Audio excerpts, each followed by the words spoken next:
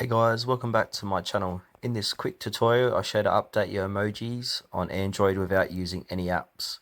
Please make sure to watch this video to the very end to avoid missing any vital information and making any mistakes in this process.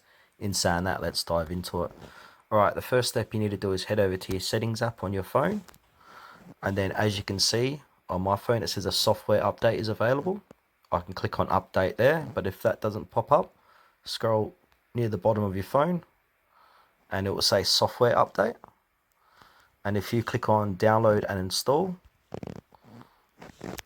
click on download, and now this will download the latest update for Android in 2024, the time of this recording. What will happen now, once this downloads and installs on your phone, you'll get a whole lot of new emojis added in, if there is any available. So yeah, that's it guys. All you need to do is just update your phone and then new emojis should automatically be updated if there is any. Alright, that's it for this video guys. Thanks for watching to the very end. Please consider to like this tutorial and subscribe to the channel if you found this helpful. We really appreciate it and helps us out a lot.